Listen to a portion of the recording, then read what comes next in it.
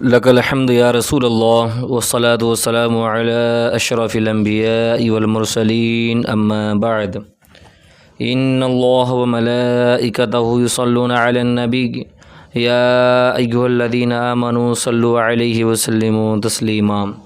اللہ رب محمد صلی اللہ علیہ وسلم نحن عباد محمد صلی اللہ علیہ وسلم صلی اللہ تعالی علیہ وسلم۔ تو آج کا درس سیرت مصطفیٰ صلی اللہ تعالی علیہ وسلم صفحہ نمبر 60 سے انشاءاللہ پڑھیں گے۔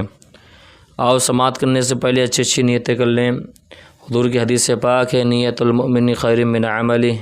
یعنی مسلمان کی نیت اس کے عمل سے بہتر ہے۔ میں بھی اللہ کی رضا حاصل کرنے کے لیے اور آپ صلی اللہ علیہ وسلم کے والدین کی برکت حاصل کرنے کے لیے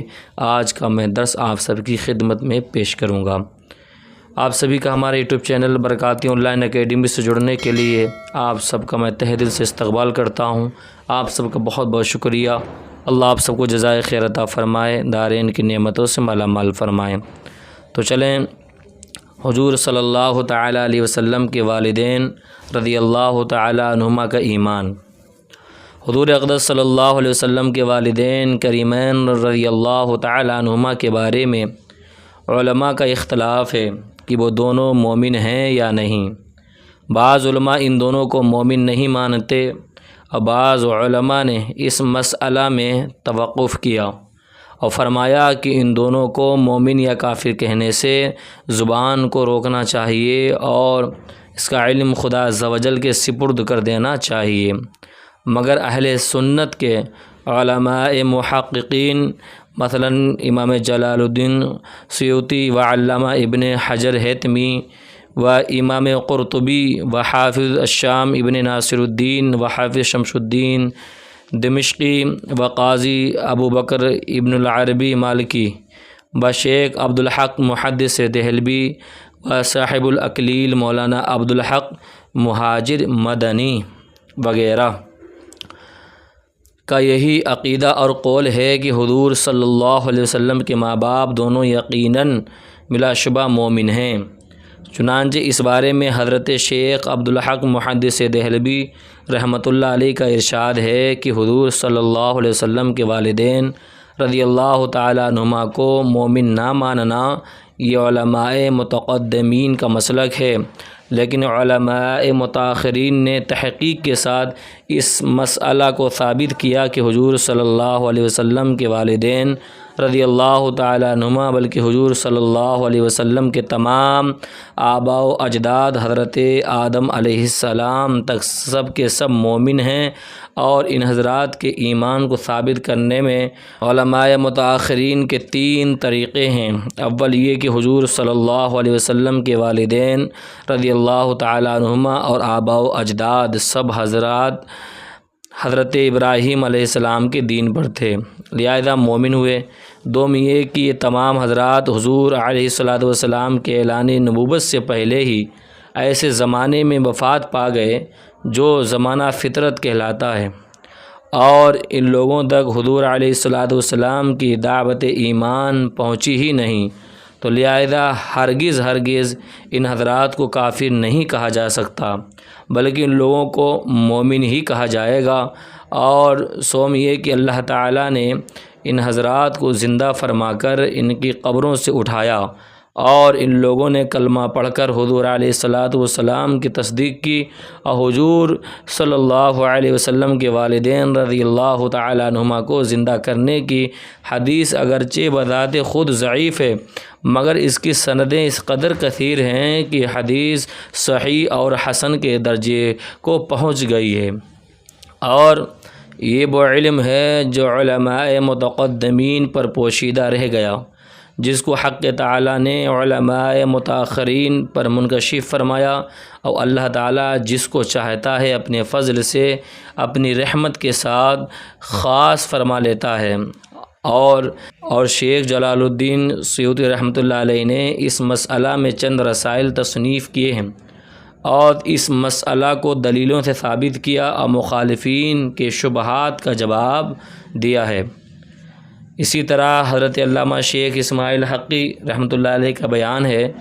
کہ امام قرطبی نے اپنی کتاب تذکرہ میں تحریر فرمایا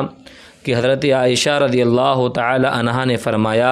کہ حضور علیہ الصلاۃ والسلام جب حجۃ الوداع میں ہم لوگوں کو ساتھ لے کر چلے اور حجون کی گھاٹی پر گزرے تو رنج و غم میں ڈوبے ہوئے رونے لگے، اور حضور صلی اللہ علیہ وسلم کو روتا دیکھ کر میں بھی رونے لگی۔ پھر حضور صلی اللہ علیہ وسلم اپنی اونٹنی سے اتر پڑے، کچھ دیر کے بعد میرے پاس واپس تشریف لائے تو خوش مسکراتے تشریف لائے تو میں نے دریافت کیا کہ یا رسول اللہ صلی اللہ تعالی علیہ وسلم، آپ پر میرے ماں باپ قربان ہوں، کیا بات ہے کہ آپ صلی اللہ علیہ وسلم رنج و غم میں ڈوبے ہوئے اونٹنی سے اترے اور واپس لوٹے تو شادہ فرحہ مسکراتے ہوئے تشریف فرما ہوئے؟ تو حضور صلی اللہ علیہ وسلم نے ارشاد فرمایا کہ میں اپنی والدہ حضرت آمنہ رضی اللہ تعالی عنہا کی قبر کی زیارت کے لیے گیا تھا، اور میں نے اللہ تعالی سے سوال کیا کہ وہ ان کو زندہ فرما دے، تو خداوند تعالی نے ان کو زندہ فرما دیا اور وہ ایمان لائیں۔ اور الاشباح والنظائر میں ہے کہ ہر وہ شخص جو کفر کی حالت میں مر گیا ہو تو اس پر لعنت کرنا جائز ہے بجز رسول اللہ صلی اللہ علیہ وسلم کے والدین رضی اللہ تعالی عنہما کے، کیونکہ اس بات کا ثبوت موجود ہے کہ اللہ تعالیٰ نے ان دونوں کو زندہ فرمایا اور یہ دونوں ایمان لائے۔ اور یہ بھی ذکر کیا گیا ہے کہ حضور علیہ الصلاۃ والسلام اپنے ماں باپ رضی اللہ تعالی عنہما کی قبروں کے پاس روئے اور ایک خشک درخت زمین میں بو دیا، فرمایا اگر یہ درخت ہرا ہو گیا تو یہ اس بات کی علامت ہوگی کہ ان دونوں کا ایمان لانا ممکن ہے۔ چنانچہ وہ درخت ہرا ہو گیا۔ پھر حضور علیہ الصلاۃ والسلام کی دعا کی برکت سے وہ دونوں اپنی اپنی قبروں سے نکل کر اسلام لائے اور پھر اپنی اپنی قبروں میں تشریف لے گئے۔ اور ان دونوں کا زندہ ہونا اور ایمان لانا نہ عقلاً محال ہے نہ شرعاً، کیونکہ قرآن شریف سے ثابت ہے کہ بنی اسرائیل کے مقتول نے زندہ ہو کر اپنے قاتل کا نام بتایا۔ اسی طرح حضرت عیسیٰ علیہ السلام کے دست مبارک سے بھی چند مردے زندہ ہوئے۔ جب یہ سب باتیں ثابت ہیں کہ تو حضور علیہ الصلاۃ والسلام کے والدین رضی اللہ تعالی عنہما کے زندہ ہو کر ایمان لانے میں بھلا کون سی چیز مانع ہو سکتی ہے؟ اور جس حدیث میں یہ آیا ہے کہ میں نے اپنی والدہ کے لیے دعائے مغفرت کی اجازت طلب کی تو مجھے اس کی اجازت نہیں دی گئی، یہ حدیث حضور صلی اللہ علیہ وسلم کے والدین رضی اللہ تعالی عنہما کے زندہ ہو کر ایمان لانے سے بہت پہلے کی ہے، کیونکہ حضور صلی اللہ علیہ وسلم کے والدین رضی اللہ تعالی عنہما کا زندہ ہو کر ایمان لانا یہ حجۃ الوداع کے موقع پر ہوا، اور جو حضور صلی اللہ علیہ وسلم کے وصال سے چند ہی ماہ پہلے کا واقعہ ہے۔ اور حضور صلی اللہ علیہ وسلم کے مراتب و درجات ہمیشہ بڑھتے ہی رہے، تو ہو سکتا ہے کہ پہلے حضور صلی اللہ تعالیٰ علیہ وسلم کو خداوند تعالیٰ نے یہ شرف نہیں عطا فرمایا تھا کہ آپ صلی اللہ علیہ وسلم کے والدین رضی اللہ تعالیٰ عنہما مسلمان ہوں، مگر بعد میں اس فضل و شرف سے بھی آپ صلی اللہ علیہ وسلم کو سرفراز فرما دیا کہ آپ کے والدین رضی اللہ تعالیٰ عنہما کو صاحب ایمان بنا دیا۔ اور قاضی امام ابو بکر ابن العربی مالکی سے سوال کیا گیا کہ ایک شخص یہ کہتا ہے کہ حضور صلی اللہ علیہ وسلم کے آبا و اجداد جہنم میں ہیں، تو آپ نے فرمایا یہ شخص ملعون ہے، کیونکہ اللہ تعالیٰ نے قرآن مجید میں ارشاد فرمایا ہے ان الذین یؤذون اللہ ورسولہ لعنہم اللہ فی الدنیا والآخرہ، یعنی جو لوگ اللہ اور اس کے رسول کو ایذا دیتے ہیں اللہ تعالیٰ ان کو دنیا و آخرت میں ملعون کر دے گا۔ اور حافظ شمس الدین دمشقی رحمۃ اللہ علیہ نے اس مسئلہ کو اپنے نعتیہ اشعار میں اس طرح بیان فرمایا، میں ترجمہ پیش کر رہا ہوں کیونکہ عبارت پڑھوں گا تو ویڈیو زیادہ لمبی ہو جائے گی۔ ترجمہ ہے کہ اللہ تعالیٰ نے نبی علیہ الصلاۃ والسلام کو فضل بالائے فضل سے بھی بڑھ کر فضیلت عطا فرمائی، اور اللہ تعالیٰ ان پر بہت مہربان ہے۔ اور فرمایا اگلے شعر میں کیونکہ خداوند تعالیٰ نے حضور صلی اللہ علیہ وسلم کے ماں باپ کو حضور پر ایمان لانے کے لیے اپنے فضل لطیف سے زندہ فرما دیا۔ اور تیسرے شعر میں فرمایا تو تم اس بات کو مان لو، کیونکہ خداوند قدیم اس بات پر قادر ہے، اگرچہ یہ حدیث ضعیف ہے۔ صاحب الاکلیل حضرت علامہ شیخ عبدالحق مہاجر مدنی نے تحریر فرمایا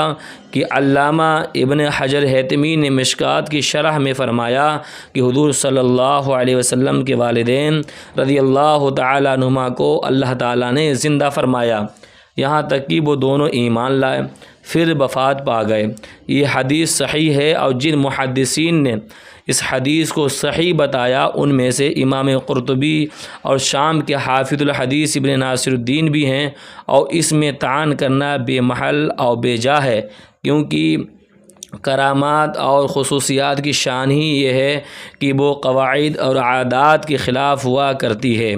چنانچہ حضور صلی اللہ علیہ وسلم کے والدین رضی اللہ تعالیٰ عنہما کا موت کے بعد اٹھ کر ایمان لانا،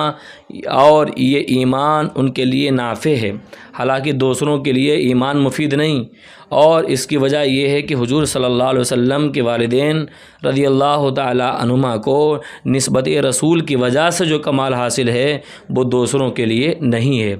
اور حضور صلی اللہ علیہ وسلم کی حدیث ہے کہ کاش مجھے خبر ہوتی کہ میرے والدین کے ساتھ کیا معاملہ کیا گیا، کے بارے میں امام سیوطی رحمۃ اللہ علیہ نے در منثور میں فرمایا کہ یہ حدیث مرسل اور ضعیف الاسناد ہے۔ بہرکیف مندرجہ بالا اقتباسات جو معتبر کتابوں سے لیے گئے ہیں، ان کو پڑھ لینے کے بعد حضور اقدس صلی اللہ علیہ وسلم کے ساتھ والہانہ عقیدت اور ایمانی محبت کا یہی تقاضا ہے کہ حضور صلی اللہ علیہ وسلم کے والدین رضی اللہ تعالیٰ عنہما اور تمام آباء و اجداد بلکہ تمام رشتہ داروں کے ساتھ ادب و احترام کا التزام رکھا جائے، بجز ان رشتہ داروں کے جن کا کافر اور جہنمی ہونا قرآن و حدیث سے یقینی طور پر ثابت ہے، جیسے ابو لہب ہے اور اس کی بیوی حمالۃ الحطب۔ باقی تمام قرابت والوں کا ادب ملحوظ خاطر رکھنا لازم ہے، کیونکہ جن لوگوں کو حضور صلی اللہ علیہ وسلم سے نسبت قرابت حاصل ہے ان کی بے ادبی گستاخی یقیناً حضور علیہ الصلاۃ والسلام کی ایذا رسانی کا باعث ہوگا۔ اور آپ قرآن کا فرمان پڑھ چکے ہیں کہ جو لوگ اللہ عز و جل اس کے رسول صلی اللہ علیہ وسلم کو ایذا دیتے ہیں وہ دنیا و آخرت میں ملعون۔ اس مسئلہ میں اعلیٰ حضرت مولانا شاہ امام احمد رضا خان صاحب قبلہ بریلوی رحمۃ اللہ علیہ کا ایک محققانہ رسالہ بھی ہے جس کا نام شمول الاسلام لآباء الکرام ہے، جس میں آپ نے نہایت ہی مفصل مدلل طور پر یہ تحریر فرمایا ہے کہ حضور صلی اللہ علیہ وسلم کے آباء و اجداد موحد مسلم ہیں۔ تو آج کے درس کا اختتام یہیں پہ کرتے ہیں۔ تو آج ہمیں معلوم ہوا کہ حضور صلی اللہ علیہ وسلم کے والدین مومن ہیں، انہوں نے کلمہ پڑھا ہے، اللہ تبارک و تعالیٰ نے انہیں زندہ فرمایا، وہ اپنی قبر سے باہر تشریف لائے، ٹھیک ہے، بعد میں پھر وہ وفات پا گئے، آپ صلی اللہ علیہ وسلم کی تصدیق فرمائی کریں، کیونکہ اگر ہم سیرت آپ صلی اللہ علیہ وسلم کی اگر ہم لوگ پڑھتے رہیں گے یا سماعت کرتے رہیں گے تو انشاءاللہ اس کا فائدہ آپ کو یہاں بھی ہے، قبر میں بھی ہے، حشر میں بھی ہے۔ تو آپ سبھی حضرات سے گزارش ہے کہ جن حضرات نے ابھی تک ہمارے یوٹیوب چینل برکات آن لائن اکیڈمی کو سبسکرائب نہیں کیا ہے سبسکرائب کر دیں اور زیادہ سے زیادہ شیئر کریں۔ السلام علیکم ورحمۃ اللہ وبرکاتہ۔